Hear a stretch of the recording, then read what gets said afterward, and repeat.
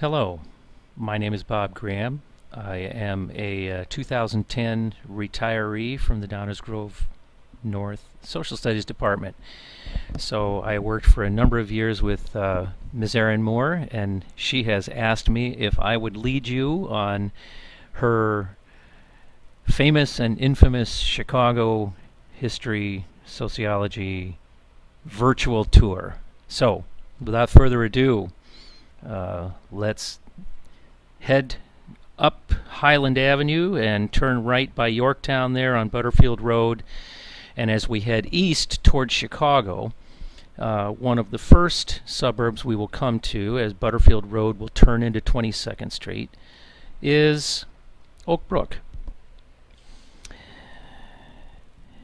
Now, we know that Oak Brook is a wealthy, relatively white suburb. We know that it has a shopping mall. We know that it has amazing homes. But do we know any more than that? How did Oak Brook come to exist? And did you know that that shopping mall was the first one in America? There's something called vision. Some people have it, most of us don't. Paul Butler did. He was the founder and president of Butler Aviation, a multi-million-dollar enterprise in its own right. But in the 1950s, he just happened to live on an inherited piece of property that was at what was going to become the junction of three of the Chicago area's earliest expressways. The Eisenhower, and you can see it, the Dwight D. Eisenhower Expressway coming in from the east on this map. The Tri-State Tollway, and that's where you'll see I-290 and 294. And the westbound highway that comes through Downers Grove that we call the Reagan Memorial, or I-88 today. Paul Butler's vision was his ability to combine two big ideas. One, the increased importance of the automobile in the life of suburbanites, and two, the really novel one, the idea that those suburbanites who were going to be driving everywhere they went just might want to do all their shopping at one location. And so it was Paul Butler who convinced the first major department store in the nation to open, gasp, a second location. Most of the big-name department stores of the 50s thought this would be financial suicide, sucking customers away from their flagship stores. But Marshall Fields took a gamble. Now, Paul Butler's idea took shape in 1962, becoming the first shopping mall in America, anchored around Marshall Fields, the store with the best reputation in Chicago and the Midwest. And because of Oak Brook Shopping Center's location at the junction of those three expressways, it became an instant and phenomenal success, copied in form all over the United States and the world. You've probably all shopped here, but maybe you never knew the worldwide impact of the place you were shopping. By the 1970s, largely due to the expansion of O'Hare as a major airline hub and thus into the world's busiest airport, corporations began establishing their headquarters a short 15-minute drive south in Oak Brook. There's now a line of semi-tall, high-rise office buildings that line the east-west tollway. And this is more the Oak Brook that you know today. But perhaps the most important of all of these corporations and their headquarters is that one we will drive right past, the international headquarters of McDonald's Corporation. If you want to know what they're cooking up next for the consumer, then stop in at their flagship McDonald's located right next to those headquarters at the corner of Spring and 22nd Street in Oak Brook. Maybe you've been there. Paul Butler lived in a lovely home down on 31st Street, right across from the entrance to his beloved Polo Barns and Fields. As far as is known, he's the only Chicago area resident to have his own traffic light. When he wanted to walk to his house across 31st Street to his horse barns, traffic came to a stop. Which makes all the sadder and more ironic his death at the age of 89. The man who foresaw the importance of the automobile in the daily lives of Americans and made millions off the result was on June 24, 1981, struck and killed by a hit-and-run driver as he was crossing 31st Street at his private traffic light to go across the street to his beloved Polo Barns. Almost all the original Butler land was sold to the village of Oak Brook by the year 2000. The town of Oak Brook seems intent now on erasing the memory of the Butler family. When the family asked recently for a street to be named after a family member, a member of the city council said, quote, "There are too many things in this town with that name on them already," unquote. In fact, there is the Butler International Golf Course, and there is a road named after his daughter, Jory. But the town seems intent on destroying the image of Oak Brook being Butler's personal feudal estate. Butler's great love, polo, once saw 12 fields at his equestrian center and the hosting of many international competitions. After his death, the town reduced the number to 5, then 1, and now there are none. In addition, his house has since been torn down and the traffic light is gone. I couldn't find a picture of either of those. The area is now a forest preserve, public land. His 3 children, Michael, Jory, and Frank, wrangled and fought over his estate, and the town of Oak Brook was not kind to them or the memory of their father and his importance to their existence. Does this gravestone, erected by his 3 children, represent their arguing with each other, or does it represent the current lack of respect shown their father's name by the village of Oak Brook? Or both? Marshall Fields sold out to Macy's and is no more, but the next time you shop at Oak Brook, you can remember Paul Butler and his vision. I wonder if Downers Grove graduates Luke Schubert and his brother John, winners of the Oak Brook Athletes of the Year, know that the award was initiated by Paul Butler. As we move east on 22nd Street and we cross Wolf Road, that's after going under 294, the expressway, we begin to peel back the layers on the history of suburbia. As we pass by the houses now, what is it about them that looks different from the houses in our community? What about the size of the lots?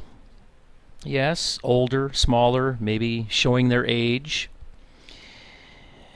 As we move towards Chicago, we're entering that first tier of suburbia, classic Chicago brick bungalows. They're maybe not on lots as large as the one you live on, but the fact that they have any yard at all means they're a far cry from the density of Chicago. These were homes built in the earlier 20th century, as opposed to the 60s, 70s, and 80s of Downers Grove.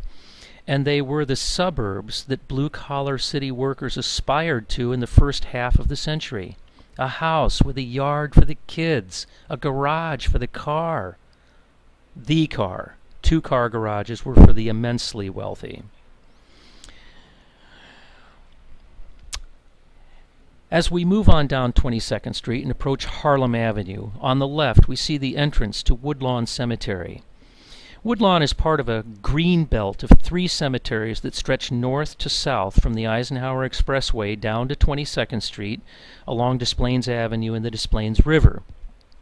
These include Forest Home, with its section of international anarchists clustered around the Haymarket Martyrers, the Free Sons of Israel Cemetery, and then Woodlawn. One of the more noted sections at Woodlawn is Showman's Rest. In 1918, an empty troop train piloted by a sleeping engineer plowed into the back of the stopped Hagenbeck-Wallace circus train just east of Hammond, Indiana, destroying the caboose and the next 4 sleeping cars. This is a picture of that accident. Over 50 circus performers were killed, many bodies unidentifiable due to the ensuing fire. They were buried together in a plot at Woodlawn that had just been purchased the year before by Buffalo Bill Cody and the Showman's League of America.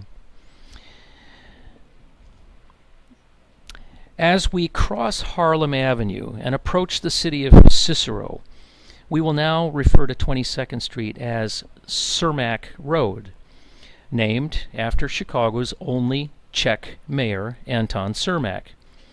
Cermak was mayor from 1931 until he was assassinated in 1933. Why was he assassinated? Well, he was shaking hands with President Franklin Roosevelt at an event in Miami, Florida, when an assassin fired. There is some question as to whether the assassin was a Chicago mobster attempting to kill Cermak, who had enemies here in organized crime, or was somebody who was trying to kill Roosevelt, who had enemies everywhere. For our purposes, it's just important to know that as we enter first Berwyn and then Cicero, both towns were made up of largely immigrant Czech populations. As we get closer to Chicago, we notice the homes now are even closer together, the yards smaller, and the churches and the schools look more like city structures than suburban ones. Those Czechs, 40,000 of them, worked at Western Electric's massive Hawthorne Works on Cicero Boulevard, right at the corner of Cicero and 22nd Street, which is the street we're on. This plant is where the Bell Telephone Company manufactured every telephone in America and all the physical equipment of the telephone industry. This was in the days before 1984, when Bell had a government-granted monopoly on the telephone industry. Besides its sheer size and scope, the Hawthorne plant was known for a management strategy identified by Harvard professor George Mayo in the 1930s as the Hawthorne effect. Listen to this now. What he discovered was that improvements in worker production occurred not in response to actual improvements in their working conditions, but workers did better because they thought that management was interested in those improvements. In other words, all management had to do was listen to them talk for a little while and pretend like they cared, and worker production shot up. Think about that for a minute, and more on Hawthorne as we approach Cicero Boulevard. But first, another much smaller immigrant story associated with Woodlawn, the cemetery that we just passed, as we drive through Berwyn and approach Cicero. In the late 1950s, a Czechoslovak immigrant couple fleeing communism found their way to Cicero. Miro Rees Sr. is the man who is crouched last on the right in the first row of this picture, with the shock of hair curling down across his forehead. He was tall and rugged. His wife was exotically beautiful. And Miro Rees was no ordinary guy. He had the unique distinction of being an athlete on both the Czechoslovakian national soccer and ice hockey teams, a two-sport athlete at the highest world level. In fact, at one point in his athletic career, he had the unique distinction of playing both a soccer game and a hockey game for Czechoslovakia on the same day. Look at the picture. He's clearly the best athlete in the bunch. He came to a place where his friends lived in America, Cicero, and he got a job immediately. There being no professional team, Miro played soccer for the local Czech semi-pro team, and that's who he was pictured with in the previous photo. That team was Sparta ABA, that stands for Athletic and Benevolent Association. And he and his wife gave birth in America to two children, Miro Jr. in 1957, and 2 years later, another son, Roman. In fact, that's Miro Jr. standing right behind Dad in the previous picture. Miro at about the age of 10 here.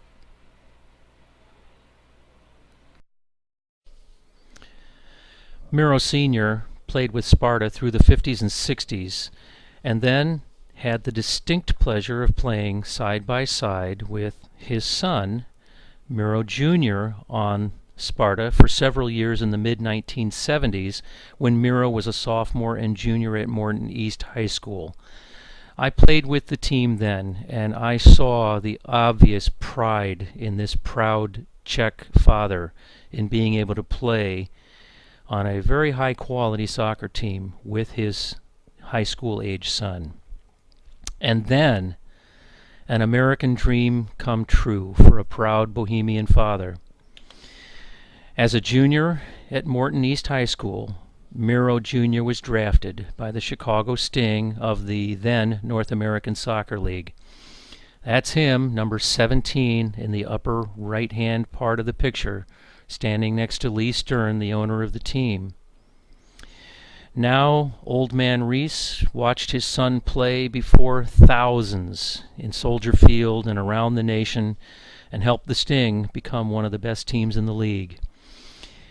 In 1977, Miro was traded by the Sting to the Los Angeles Aztecs, who sent him during the off-season to play in Germany's Bundesliga. He was there 1 month and was killed instantly in a car accident while on the way to practice. The body was brought back to the United States, and the wake was held at one of the Czech funeral homes on Cermak Boulevard. The moving strains of the second movement of Czech composer Anton Dvorak's New World Symphony playing over the sobs of his beautiful mother and a broken-hearted Miro Sr. Their new world was not as hopeful a place as Dvorak's now. At the wake, Miro gave me his usual bear hug and said, "Now Roman will have to play." 2 years later, Roman was killed in a drive-by shooting on a Cicero side street. The neighborhood was changing, and as the Mexicans moved in, the Czechs moved out.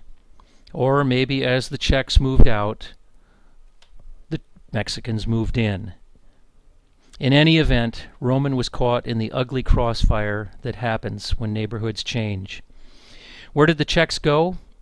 Like many of the city ethnic enclaves, the Dutch, the Swedes, the Germans, for example, once they had the money or motivation to leave the city, they scattered all over the suburbs, no longer necessarily needing each other as much as when they first immigrated. Here's one specific example of that. Jerry Ficus, at the age of 22, was a newspaper reporter for his local paper in a town in western Czechoslovakia. He was playing ice hockey in a neighboring town one night in 1947 when his friend came and said, "The communists are coming to get you." They didn't return home that night, but they headed over the mountains into Germany the next day. Jerry joined the U.S. Army for a couple of years after the war, where he met his wife Betty, and the two of them came to the U.S. in the early 1950s. They came directly to Cicero, where, like so many Czechs before him, he got a job at the Hawthorne Works.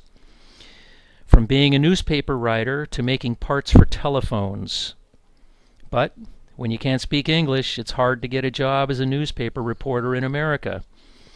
He did do some freelance reporting for his local Czech paper in Cicero, and he played chess on the Western Electric chess team, the Gambateers, winning the Chicago Industrial Chess League title for a couple of years in the late 1960s. That's Jerry on the far right there standing. And he coached Sparta ABA, Athletic and Benevolent Association.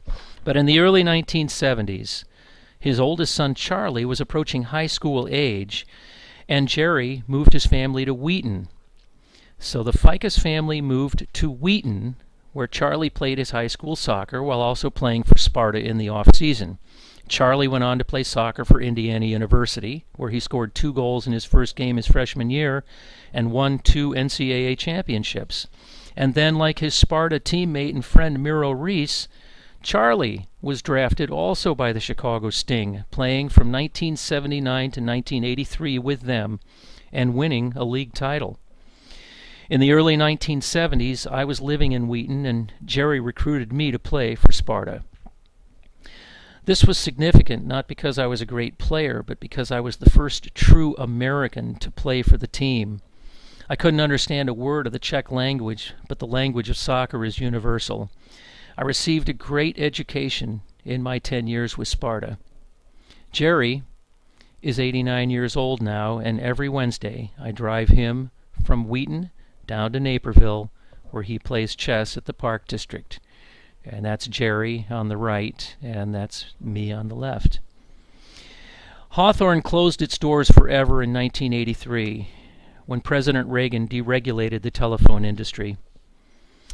Want to see a picture that tells 1,000 words? Look at this slide of the puny little replica Hawthorne Tower that now sits on the corner of Cermak and Cicero, welcoming you to the strip mall that replaced the factory. You're looking at a snapshot of an industrial America replaced by a service industry America. The mall has a Cineplex, a Pep Boys, and offers hundreds of low-paying clerk jobs. It replaces a factory that employed tens of thousands of people who owned homes and supported their families on their salaries. Look in the background of the picture. There's one single remnant of the Hawthorne Works remaining. One of the magnificent Italian Renaissance towers still stands, a reminder of what America used to be. Do you see it there between the shopping center sign, just to the left of the shopping center sign, squeezed in between the traffic signal there? For the Reese family, their American dream ended with the death of Roman. Miro and his wife were broken. Their two sons are buried side by side back at Woodlawn Cemetery. When the Berlin Wall came crashing down in 1989, Miro and his wife returned to their homeland, which is where they are today. Miro Sr. now has coffee on a regular basis with the father of Jaromir Jagr. I believe he plays for the Pittsburgh Pens, doesn't he? They will never visit the graves of their sons again. Another note before we leave Cicero to cross the boundary line into the city of Chicago. This is 4835 Cermak Road. You can see the old Hawthorne Tower in the background there, so we're very close to where the factory was. In the slide, you can just picture what? In 1924, a Prohibition year when Al Capone was making big money on Chicago's North-South Side, an honest mayor, William Deaver, was elected in Chicago. One of his campaign promises was to crack down on the gangs. Capone knew that Deaver couldn't be corrupted and decided he'd better move out. Where to? Well, right here. He moved as close as he could be to his old stomping grounds on the North-South Side, but just outside the city limits. Capone's wealth and power were no match for the puny little city government of Cicero.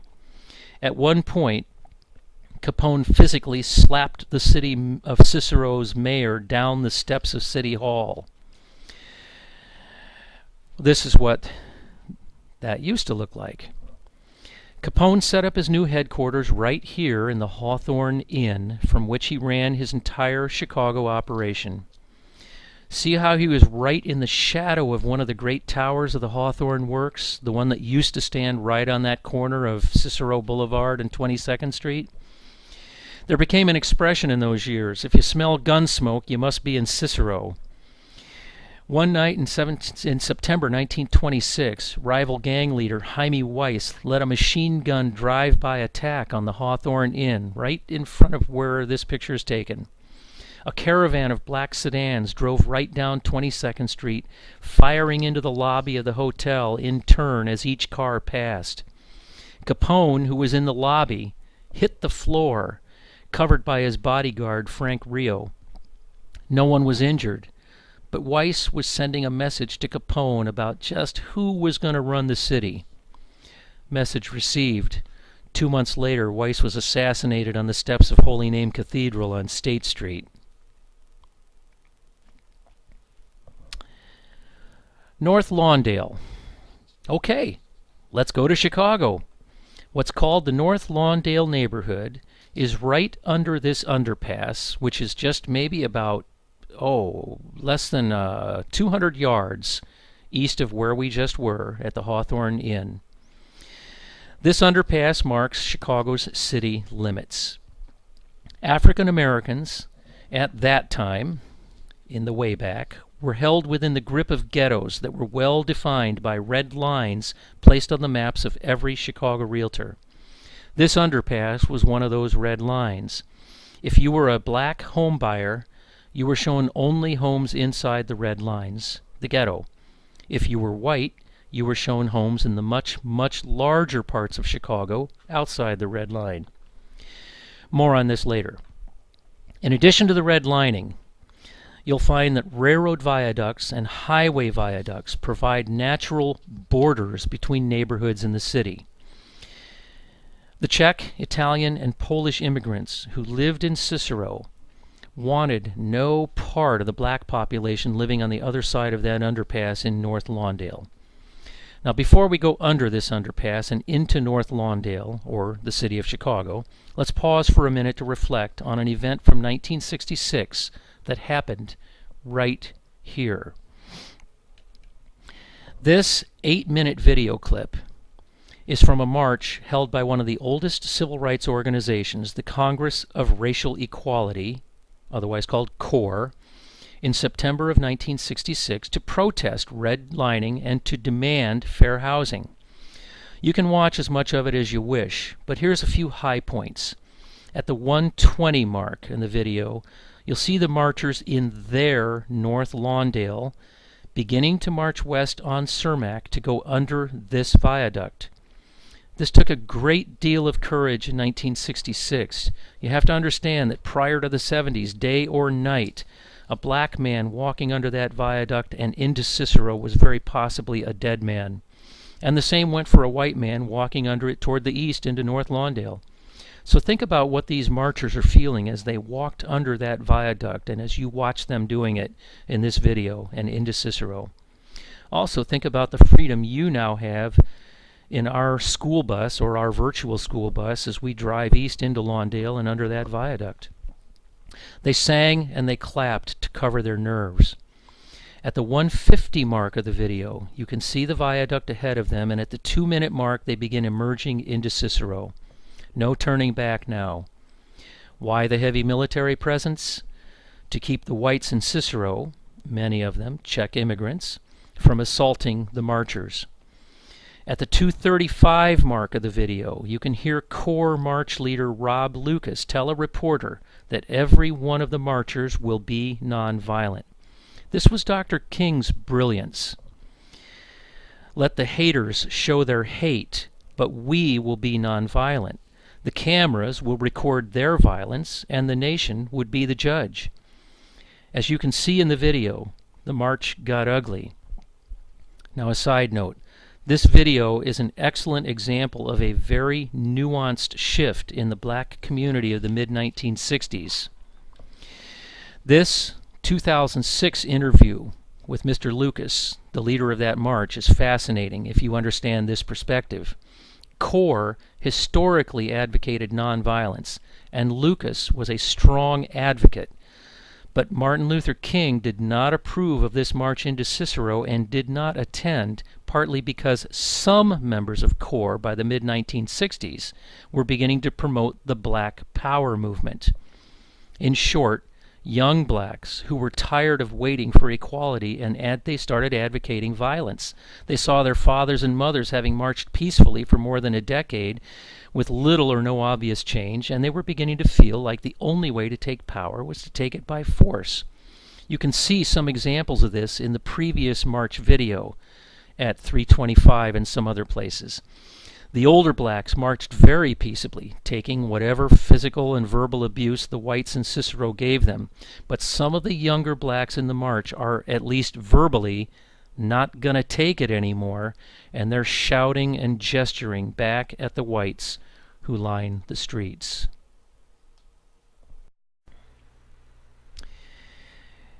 In 1968, the Fair Housing Act, passed by Congress, put an end to redlining. And so there's irony in the fact that the Czechs and Poles who lined those streets chanting for white power have now left Cicero and are now replaced by a mostly Hispanic population. Okay, into Chicago. These two slides are short video clips of previous field trips taken at and near this very spot. Ms. Moore gives a good description of the neighborhood change. Give a listen. Barrier, because you're going to see that we're going to the North Lawndale area and the neighborhood's going to change. So take a look.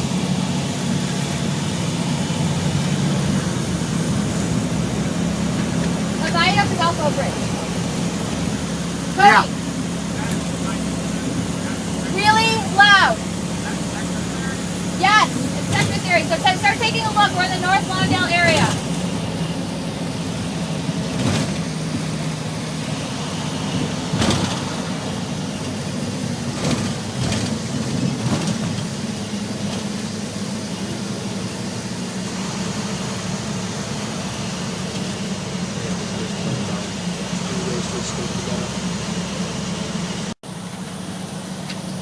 Again, this is just the North Lawndale area is considered to be a classic example of white flight. When the Eastern Europeans took off, went to the burbs, went to other parts of the city, and left it here for the... Now, let's take a look at the aerial view.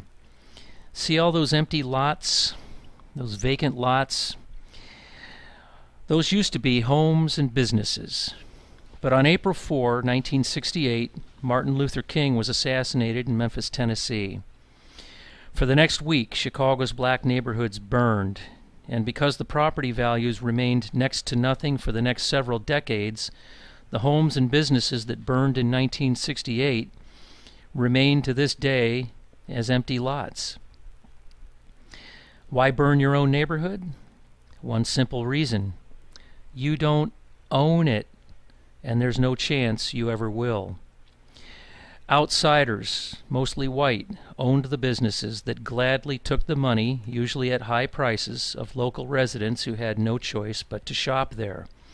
So you weren't burning down your neighborhood. You were burning down his neighborhood. But the thing that really finished off North Lawndale happened in the early 1970s, when the world's largest store, Sears, Roebuck and Company, moved its international headquarters from its location in North Lawndale on Homan Avenue and into a brand new building in the Loop that today real Chicagoans still call the Sears Tower, even though it's changed hands.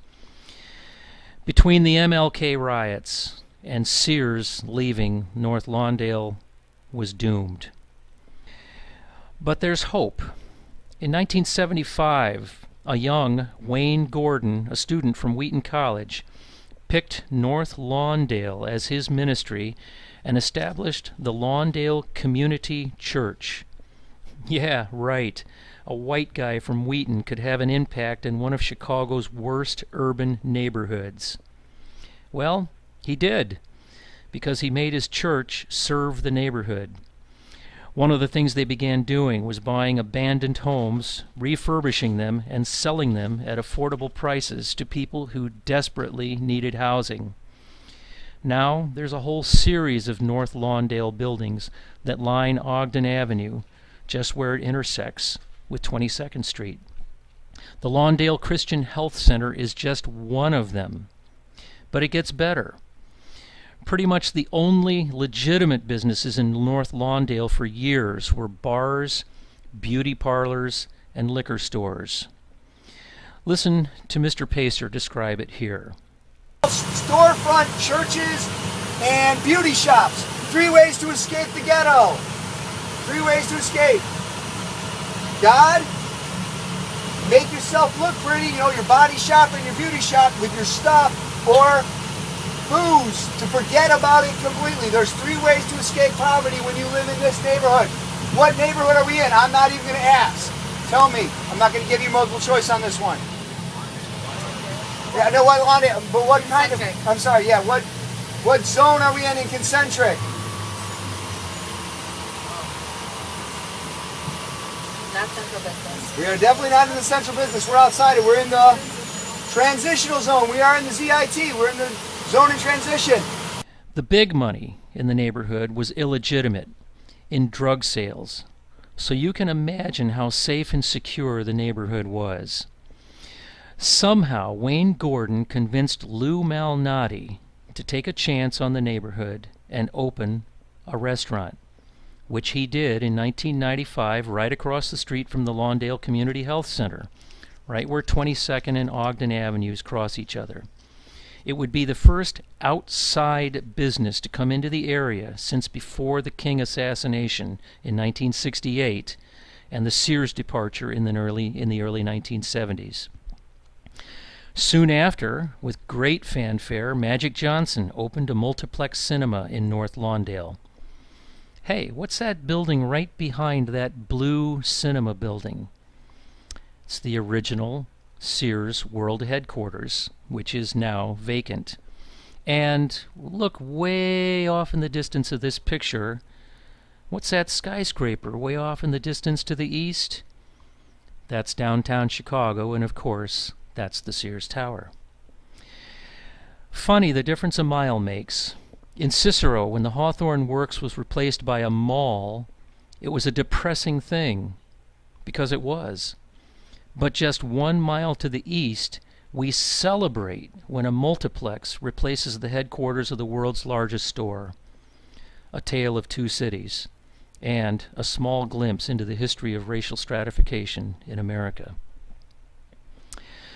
Now, let's go to continue east on 22nd Street, and we're going to head south on Pulaski. And let's head under another viaduct. You can see it way ahead of us there in this picture. This one used to be a strict line of demarcation between Mexicans and African Americans, but the fact is, as you can see from the names of the businesses lining this part of Pulaski, that the Mexicans have now moved well north of the viaduct from their little village neighborhood, and they are beginning to invade North Lawndale. Now, you're looking at that sign and going, McCoy Auto Parts, that doesn't sound Mexican, but look, it's Paco McCoy's Auto Parts. Well, let's go to Little Village. Suddenly, Mexico. Look at this picture. We've gone down to 26th Street, so we were on 22nd, now we're 4 blocks south on 26th Street, and we've turned east.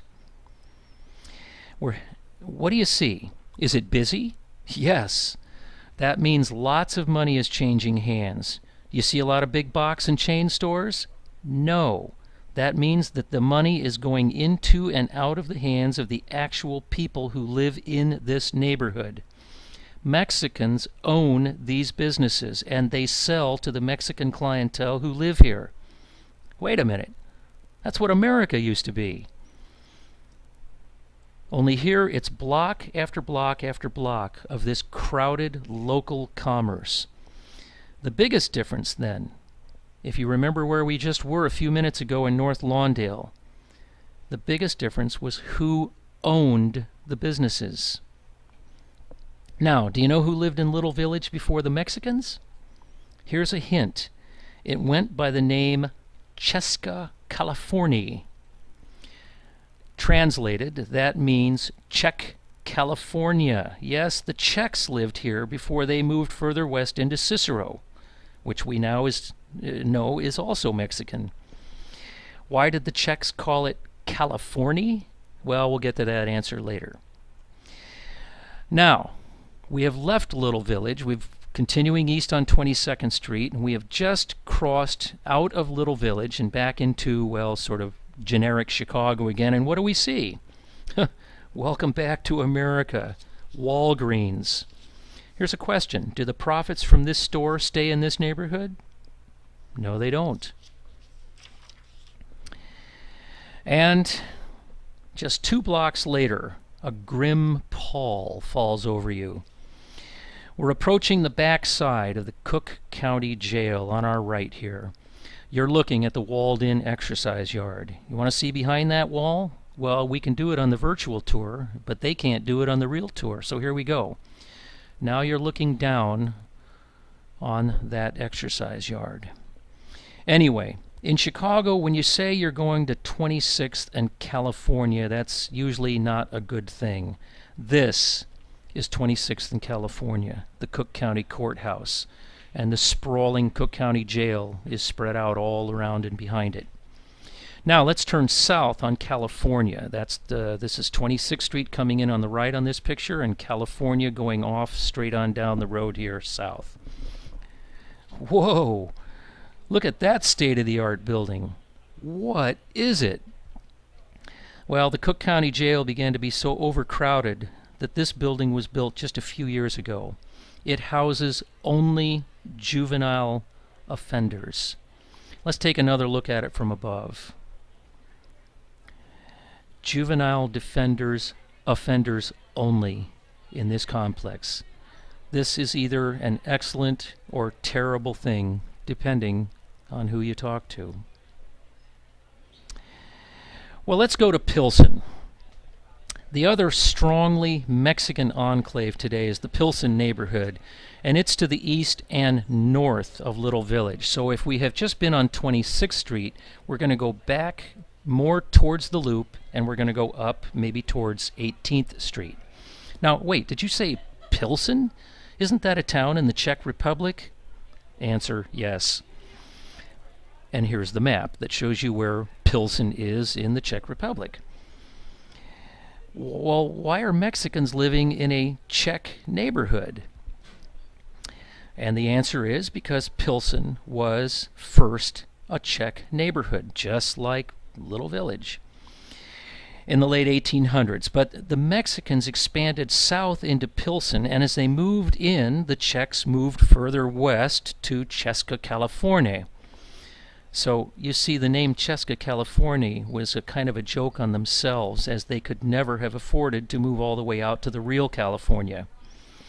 When the Mexicans expanded west toward Česká California, which is now Little Village, well, the Czechs moved even further west to Cicero, and of course the Mexicans followed again, and so it goes. You can still see the old Czech architecture in today's Pilsen, and I'll pause and let you read the slide here.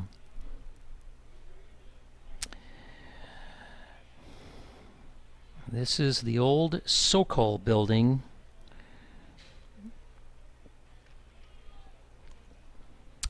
And as the sign says, it's gone, a bygone era. Now, the next four photographs are comparison photographs of the neighborhoods.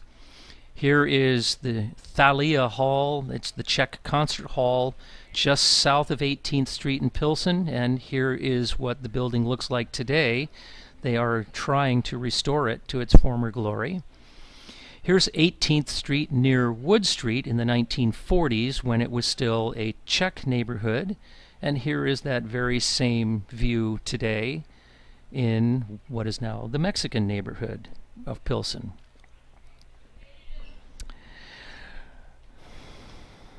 And I think we have a little bit of a video there.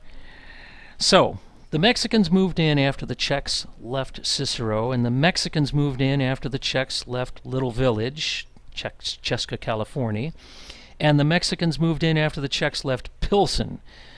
To give some idea of the extent of Mexican immigration in Chicago and the nation, you need only to understand that all three areas are still occupied today by a heavily Mexican population. Now, the one thing Pilsen is known for today is their murals, and here is Mr. Pacer describing them. Outside of Mexico. Okay? It's the second largest, outside of California. You'll pay attention, and like I said, you'll see the murals around, and the murals, sometimes they have to do with Mexican culture, sometimes they have to do with religious artwork, but a lot of the times now it's turned into a lot of protest or civil awareness. And some examples of those murals. And now let's head to the south side. The Bronzeville and Grand Crossing neighborhood. Probably the most telling statistic about Bronzeville is this one. No, that's just the URL address if you want more stats. In 2011, the median household income for residents of the city of Chicago in general was $43,628. For residents of Bronzeville, it was $15,452. In the 2000 census, the area known as the State Street Corridor, Bronzeville and Grand Crossing area, was the poorest square mile per person in America. Up until 1915, 90% of the African American population of Chicago lived between 12th Street, roughly Roosevelt Road, and 39th Street, Pershing Road. This was Bronzeville. Then, a series of events changed everything. World War I saw many of Chicago's immigrant blue-collar population return to Europe to fight for their native countries. It also saw a drain of its white American blue-collar workers who went to fight over there. This at a time when Chicago's factories were ramping up war production. Well, Chicago's in-your-face, no-holds-barred African-American newspaper, The Defender, had a huge Southern readership. Copies were put on the Illinois Central trains and dropped at every station all the way down to New Orleans. And they began putting out the call for Negroes fed up with Southern lynching to come to Chicago and its plentiful jobs. At the same time, a little pest called the boll weevil was destroying the Southern cotton economy, so the combination of escape from the land of lynchings and beatings and a chance for real economic betterment was now too good to pass up. The Illinois Central. Now, let's go further east and south of the Loop to, well, Chicago's south side. The Bronzeville neighborhood, and further south of Bronzeville, the Grand Boulevard district. Probably the most telling statistic about Bronzeville is, well, not this one. This is just the URL of a whole bunch of statistics on Bronzeville if you want to look them up. But it's this statistic. In 2011, the median household income for residents in the city of Chicago in general was $43,628. For residents of Bronzeville, it was $15,452. That is significantly below the American poverty line, which I believe is around $23,000. In the 2000 census, the area known as the State Street Corridor, which is partly in Bronzeville and partly Grand Crossing, was the poorest square mile per capita or per person in America. Now, up until 1915, 90% of the African American population of Chicago lived between 12th Street, which is roughly Roosevelt Road, and 39th Street, also called Pershing Road. This was Bronzeville. Then, a series of events changed everything. World War I saw many of Chicago's immigrant blue-collar population return to Europe to fight for their native countries. It also saw a drain of white American blue-collar workers who went over there to fight. This at a time when Chicago's factories were ramping up for war production and needing more and more laborers. So Chicago's in-your-face, no-holds-barred African-American newspaper, The Defender, which had a huge Southern readership, they put copies of every week's Defenders on the Illinois Central Railroad trains and they were dropped at every station all the way down to New Orleans. The Defender began putting out the call for Negroes fed up with Southern lynching to come to Chicago with its plentiful jobs. At the same time, a little pest called the boll weevil was destroying the Southern cotton economy, and so the combination of escape from the land of lynchings and beatings and a chance for real economic betterment was now too good to pass up. The Illinois Central Railroad cooperated by offering super low rates, and, well, the result was the Great Migration, symbolized by this statue on Martin Luther King Drive at about 16th Street. Chicago's black population increased by over 150% during World War I. Now, this huge influx of African Americans put tremendous strain on the existing Bronzeville neighborhood, and blacks began moving further and further south, expanding down Grand Boulevard, which today is Martin Luther King Boulevard. And by the end of World War I, as native whites and immigrants returned home to Chicago and now found their jobs taken by African Americans, the stage was set. The anger boiled over in the summer of 1919 when a black swimmer at the 29th Street beach drifted into the white section. Whites began throwing rocks at him. He panicked and drowned. Blacks and whites on the beach began fighting, and what followed was a week of lawlessness that saw open season on African Americans. 19 African Americans were killed with little or no attempt by Chicago police to stop the killing. Blacks responded, killing 15 whites in return. Great damage was done, physical damage, property damage, almost all of it in the black neighborhoods. By the 1920s, then, whites who controlled Chicago politics and financial institutions began the policy that we talked about earlier called redlining.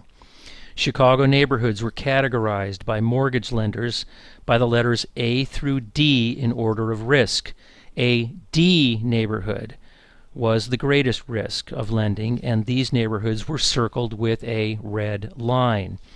All black neighborhoods were categorized as letter D. Any person from a D neighborhood, no matter how much money they might have had, was refused a loan in any other neighborhood. This practice ensured not only that no blacks would ever be allowed to buy a home in a white neighborhood, but it also ensured that as more and more blacks continued to pour into Chicago's D neighborhoods on the south side, Bronzeville and Grand Crossing, that living conditions would become unsufferably overcrowded as single-family homes were subdivided to hold 2, 4, 8, and then 12 families.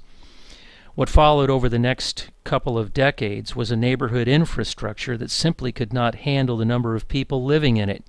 Houses turned into slums, and quality of life deteriorated. A solution was needed and provided by two men working in tandem. William A. Dawson, African-American representative, U.S. representative from Chicago's South Side from 1943 to 1970, a powerful political figure, and another powerful political figure on the right there, Richard J. Daley, the mayor of Chicago from 1955 to 1976. Dawson and Daley teamed up in what they saw as a win-win solution. Old tenement neighborhoods would be torn down and replaced by brand new apartment superblocks, and tens of thousands of voters, dedicated to them, of course, would be collected in a concentrated space. As it turned out, of course, for instance, the Robert Taylor homes designed to house 11,000 instead housed 27,000. And we haven't even mentioned Stateway Gardens, Rockwell Gardens, the Henry Horners, the Ida B. Wells, or the Ida B's as they're called, Cabrini Green, Dearborn Homes, Harold Ickes, Altgelt Gardens, 27 projects in all, housing hundreds of thousands of blacks in superblocks which were virtually impossible to police. In addition, lack of doormen, repairmen, and janitors guaranteed the failure over time of the building infrastructures and lack of security in common areas. Elevators never functioned after the first few years. Imagine hauling your groceries to the 16th floor, to your 16th floor apartment. Hall lights burned out and stayed out. Later, they were put out by the gangs. Roofs leaked, windows broke and remained broken. Pipes burst and flooded apartments. Children played outside while mothers were 15 floors above. Most of the buildings were configured north to south, meaning that the hot summer sun baked into half the apartments with no shaded windows. In the winter, the gangways and the elevator lobbies open to the elements were freezing. Now here's a backstory. In 1930, Julius Rosenwald, a co-owner of Sears Roebuck, the world's largest store, and a deeply dedicated philanthropist, built a large apartment complex for blacks. It was named the Michigan Avenue or the Michigan Boulevard Garden Apartments for Negroes. Everybody simply called it the Rosenwalds. The Rosenwald was filled with Bronzeville's best: lawyers, doctors, dentists, college professors, teachers. It was the place to live in the Bronzeville Grand Crossing area.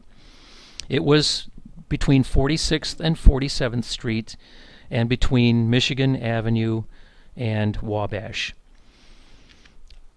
The Rosenwalds were managed by Robert Rochon Taylor, whose father, Robert Robinson Taylor, was the first African American to graduate from MIT.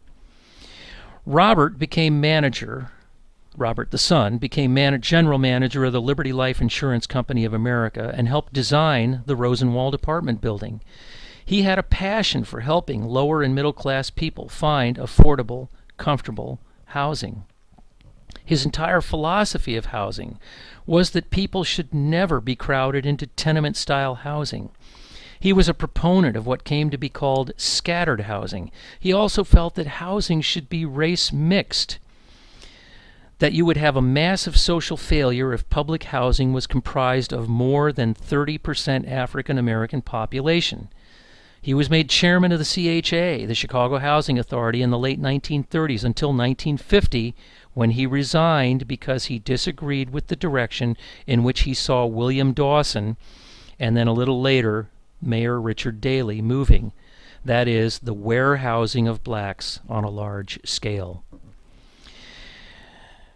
Taylor died in 1959, and 3 years later the city honored him by naming the worst social engineering experiment in American history after him, the Robert Taylor Homes. His name would forever be linked to something he completely disagreed with. As the buildings degenerated, those who could moved out. The passage of the Federal Fair Housing Act in 1968, which ended redlining, meant that even more moved out. And the homes quickly degenerated into the massive failed social experiment they were, as only the poorest of the poor, those who couldn't move out, were left. At one point in the 1980s, the CHA estimated that $46,000 in drug sales occurred daily at just the Robert Taylor homes. It became unsafe for anyone, including residents, to be in the hallways.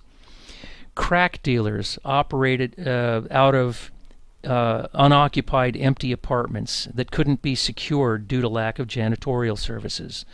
Local churches ran daycare centers for children who did not want to go back home in the late afternoon. When gang warfare broke out one year in the 1990s in a particularly bad part of the Taylors called the Hole, one church, Progressive Community at 48th and Wabash, ran a program called From Boys to Men, in which men from the congregation walked children to and from the Taylor homes, literally across the street to the Farron Elementary School, serving as human shields so the children would feel safe enough to leave their apartments. The decision to end this massive social failure came in part due to the death of one 5-year-old boy, Eric Morse, in 1984. He was dropped from a 14th floor window of one of the Ida B. Wells high-rises by two boys who attended nearby Donahue Elementary. They were shaking him down for candy. The national attention brought to this story, plus others, played a role in the federal, state, and city decision to bring down the projects. That work technically began in 2002, but the high-rise Eric Morse was thrown out of was torn down in 1998. This is the empty lot where that high-rise stood. Between 2002 and 2010, they were all gone. The Ida B. Wells near the lake, Cabrini Green in the north, the Henry Horners in the west, and the State Street corridor. Gone. This is What's there today? Maybe a school and a church in the background and so on. The Rosenwald was finally abandoned in 2000 and sits vacant, waiting plans for a possible renovation. How bad was this neighborhood? The deserted Rosenwald complex was used as a setting for the Chernobyl nuclear meltdown in the Transformers 3 movie. Maybe you saw this scene. But again, there's hope. As the projects have come down, gentrification of the area has begun. Take a look at the middle-income apartments lining the streets here at the gateway to Bronzeville. Heck, take a look at the gateway. It's now becoming a hip neighborhood. Magnificent old homes that line the boulevards of the Bronzeville and Grand Crossing neighborhoods are beginning to be sold and rehabbed and purchased by middle and upper middle class groups of all races. Maybe Robert Taylor's idea may finally be taking hold.